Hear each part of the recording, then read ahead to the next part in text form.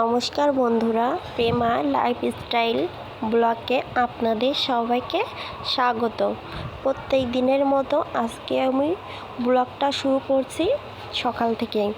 তো আমার এই ব্লগটা দেখার জন্য আপনাদের সবাইকে ধন্যবাদ ও জানিয়ে রাখছি। তো দেখেন, এখন আমি ব্লগটা শুরু করব যেগুলো কাজ কাম দিয়ে। তো সকালে উঠে বাসি কাপড় চোপড় ছেড়ে তো আমি রান্না বসাতে আসলাম। আজকেও আমি ডাল আর আলু ভর্তাই করব, কারণ আমাদের প্রায় প্রত্যেক দিন সকালে ডাল আলু ভর্তাটা করতে হয়। তো এই যে ডালটা বসিয়ে দিয়েছি, সিদ্ধ করা হয়ে গেছিলো। তো ডালটা ঘেটে দিয়ে পরিমাণ মতো জল দিয়ে আমি ডালটা বসিয়ে দিলাম। তো ডালটা বলক এসে গেলে আমি ফোড়ন দিয়ে দেবো ডালে। এই যে দেখেন, ডালে ফোড়ন দিচ্ছি পেঁয়াজ রসুন কুচি। তো এটা ভাজা ভাজা হয়ে গেলে আমি ডালটা ফোড়ন দিয়ে দেব। অনেকে বলে ফোড়ন, আবার অনেকে বলে সম্বাদ, যে যার যেটা ভালো লাগে সে সেটাই বলে। তো এই যে দেখেন, পেঁয়াজ রসুনটা ভাজি ভাজি হয়ে গেলে আমি ডালটা সম্বাদ দিয়ে দেব।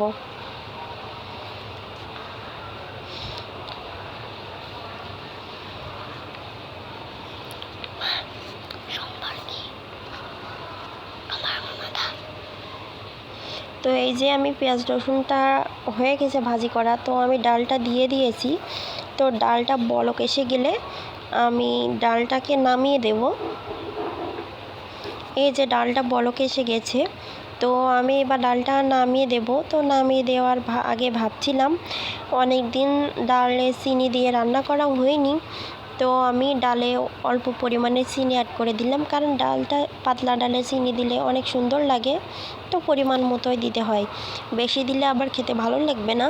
তো পরিমাণ মতো চিনি দিয়ে এই যে আমি ডালটা রান্না করা হয়ে গেছে। ডালটার সাথে এই যে সকালে ভাতটাও বসিয়ে দিয়েছিলাম, আলু ভর্তা ভাত, সেটাও প্রায় হয়ে গেছে। আলুগুলো একটু একটু শক্ত ছিল, তো আমি ভাতের ভিতরে ঢুকাই দিচ্ছিলাম যাতে ভাপে আলুটা আর একটু ভালো করে সিদ্ধ হয়ে যায়। আসলে মনে ছিল না ভর্তা দিতে, তো একটু দেরি হয়ে গেছিলো ভর্তাটা দিতে, এই জন্য এই ব্যবস্থাটা করছি। তো আমার সকালে খাওয়া দাওয়ার ব্যবস্থা হয়ে গেছে। খাওয়া দাওয়া সেরে তো আমি স্নান সেরে এই যে পূজাটা দিয়ে নিলাম। প্রত্যেক দিনের মধ্যেও আমি একই টাইমে চেষ্টা করি পূজাটা দেওয়ার সকালবেলায়। তো পূজাটা না দিলে মনে হয় কি কাজগুলো সম্পূর্ণ হয়নি, তো আমি চেষ্টা করি আগে পূজাটা দিয়ে নেওয়ার। তো পূজাটা দেওয়ার পরে আমি দুপুরে রান্নার কাছে চলে যাই। তো আজকে শুক্রবার ছিল, মনে হচ্ছিল যে জামা কাপড়গুলো একটু গুছিয়ে রাখি, অন্য দিন সময় পাই না ঠিকভাবে। তো আজকে ভালো করে জামা কাপড়গুলো ভাঁজ করে গুছিয়ে রাখছি। চেষ্টা করি শুক্রবারে মানে ঘরটা পরিষ্কার করে রাখার। এই যে ঘরটা পরিষ্কার করা হয়ে গেছে, মনে করেন জামা কাপড়গুলো গুছিয়ে রাখা হয়ে গেছে। তো আমি এবার দুপুরে রান্নার কাছে চলে আসছি। এই যে দুপুরে কি কি রান্না করব সেটা আপনাদের দেখাচ্ছি।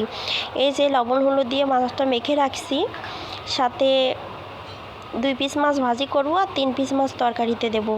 এই যে ঝাল আর জিরে বাটা আছে এখানে, আর পুঁইশাক পাতা ভাজি করব, মানে পুঁইশাক পাতার বড়া করব, আর উস্তে ভাজি করব, আর সাথে মাছ ভাজিও আছে। তো দেখেন, হেলমেট ব্যবহার করছি যাতে তেলটা ফুটে না গায়ে আসে। আসলে পাবদা মাছ ভাজতে গেলে অনেকটাই ফুটে, বুঝি না কেন। এই যে 3 পিস মাছ ভাজা হয়ে গেছে, আর বাকি 2 পিস মাছ পরে ভাজি করব। তো আমি যে বড়াটা করব সেটা আমি এই তেলে এখন বড়াটা করে নেব, কারণ বড়া ভাজতে একটু তেলটা বেশি লাগে। তো কড়াইতে অনেকটাই তেল ছিল, তো ভাবলাম এই সাথে বড়াটা ভেজে নেই। তো হাত দিয়ে আমি ভালো করে মেখে নিচ্ছিলাম। হাত দিয়ে ভালো করে মেখে নেওয়ার পরে আমি এই যে তেলের ভিতরে আমি বড়াটা ছেড়ে দিচ্ছি। তো অল্প অল্প করে ভাজি করে নেব যাতে ভাজিটা ভালো হয়। এই যে অল্প অল্প করে দিয়ে ভাজিটা করে নেব।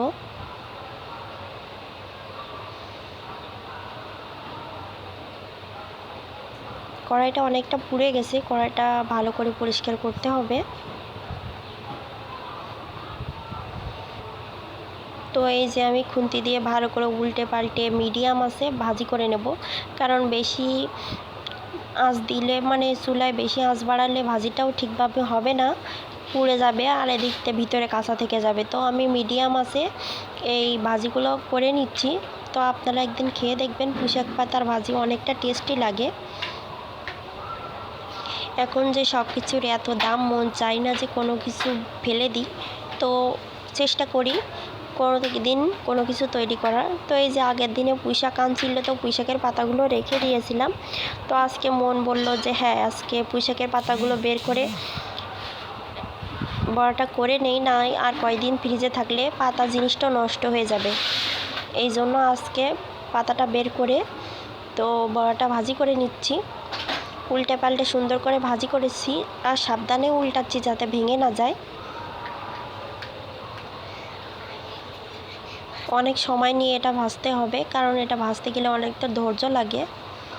যে কোনো বড়া ভাজতে গেলে অনেকটা ধৈর্য লাগে।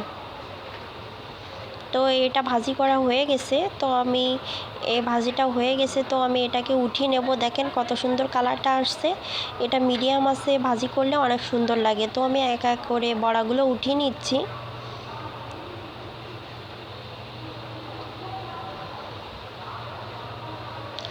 বড়াগুলো উঠিয়ে নেওয়ার পরে বাকি যে বড়াগুলো আছে সেগুলো আমি এইভাবে ভাজি করে নিব।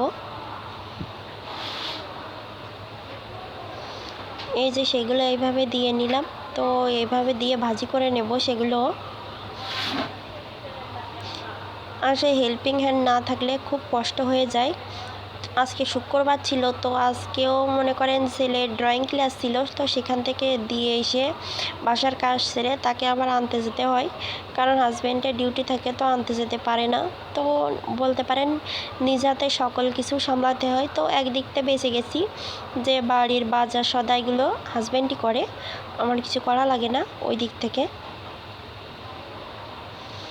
এই যে এইগুলো আমি অনেক সাবধানে উল্টাবো যাতে ভেঙে না যায়। ভেঙে গেলে খেতে তো দেখতেও ভালো লাগবে না, খেতেও ভালো লাগবে না। এই জন্য খুব সাবধানে এইগুলো উল্টে পাল্টে ভাজি করে নিচ্ছি।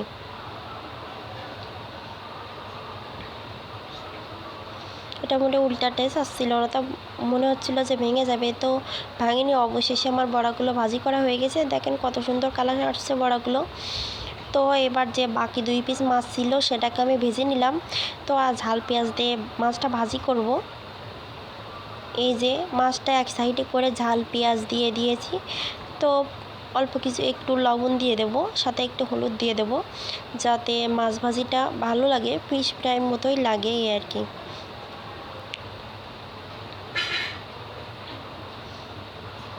যে পরিমাণ মতো অল্প একটু লবণ দিয়ে দিছি, তো অল্প একটু হলুদ দিয়ে সাথে আর একটু তেল অ্যাড করব। তো তেল দিয়ে আমি এটাকে সুন্দর করে ভাজি করে নেব।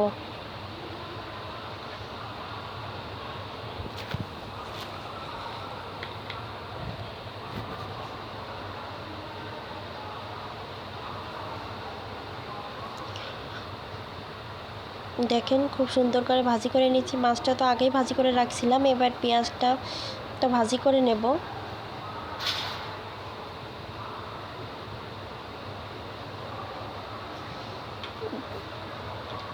এই যে দেখেন মাছ ভাজিটা হয়ে গেছে, কত সুন্দর লাগছে মাছের উপরে। তো আর একটা রান্না ছিল, তো সে রান্নাটাও করে নিচ্ছিলাম। প্রথমে যে ঝাল আর জিরেটা বেটে রাখছিলাম সেটা তেলের পরে দিয়ে গোটা জিরে ফোড়ন দিয়ে তো আমি কাঁচকলাটা দিয়ে দিলাম। তো এবার পরিমাণ মতো লবণ ও হলুদও দিয়ে ভালো করে কষিয়ে নিচ্ছি।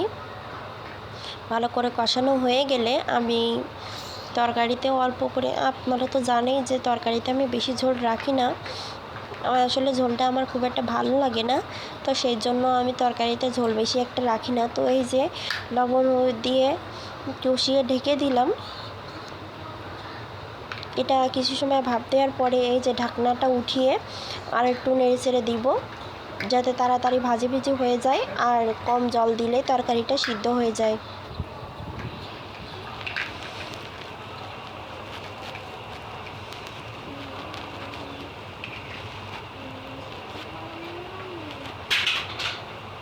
তো আর একটু ঢাকা দিয়ে দিয়েছি। তো ঢাকাটা খুলে এবার দেখলাম অনেকটা ভাজি ভাজি করা হয়ে গেছে।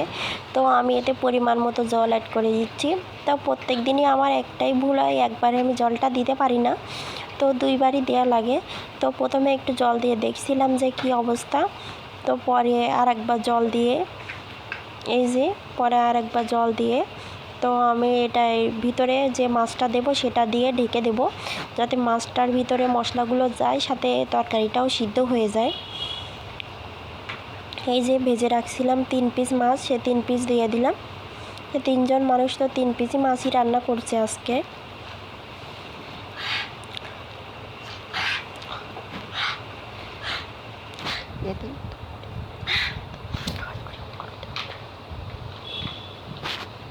তো এবার ঢাকনাটা দিয়ে দিচ্ছি।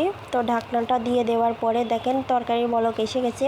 কিছু সময় জাল করে নিয়েছি, তো জাল করা হয়ে গেছে। তো এবার যে জিরে বাটা বাকিগুলো ছিল সেটা আমি গুলে রাখছিলাম, তো সেটাই দিয়ে দেব।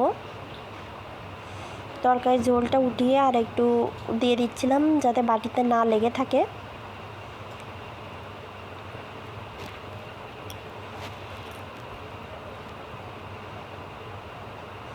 আজকে একটা খুশি সংবাদ আছে। তো অনেক দিন ধরে একটা ইচ্ছা ছিল যে একটা জিনিস তৈরি করব, তা আপনাদেরকে এখন বলবো না যে জিনিসটা কি। তো জামাই বলছে হ্যাঁ এনে দেবে, সেই আনন্দে আজকে অনেক পদেরই রান্না করছি। দেখি কপালে কি আছে। তো জিনিসটা যদি আনে আপনাদের অবশ্যই দেখাবো। তো এই যে দেখেন আমার কাঁচকলা রান্নাটাও হয়ে গেছে, তো আর একটা রান্না বাকি আছে, তো সেটাও আমি করে নেব। এই যে কড়াইতে তেল দিয়ে দিয়েছি। তো তেল দেওয়ার পরে আগে থেকে যে লবণ হলুদ দিয়ে মেখে রাখছিলাম করলা, তো সেটা আমি ভাজি করে নেব।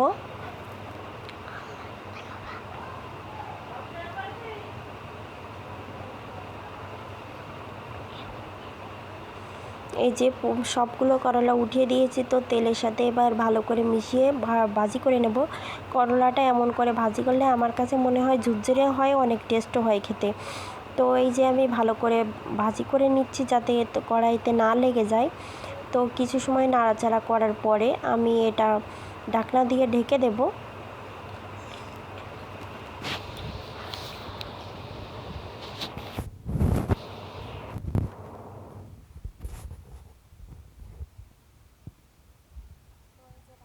ঢেকে দিচ্ছি। ঢাকনা দিয়ে ঢেকে দেওয়ার পরে এটা আমি আর একটু নাড়াচাড়া করে দিচ্ছি যাতে তাড়াতাড়ি সিদ্ধ হয়ে যায় আর তলায় না লেগে যায়।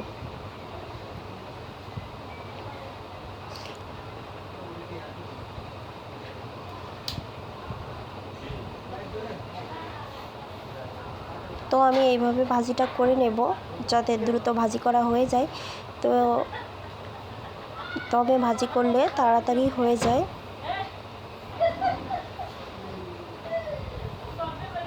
তো আর একটু ঢাকনা দিয়ে দেব। দেখেন কালারটা কত সুন্দর আসছে।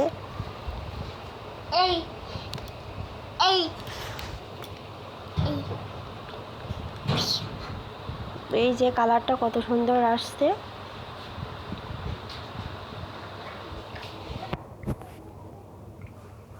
তো এটা ভাজি করা হয়ে গেলে তো আমি এটাকে নামিয়ে নেব। আমার ব্লগটা এই পর্যন্ত। আপনারা সবাই দেখার জন্য আপনাদের সবাইকে ধন্যবাদ।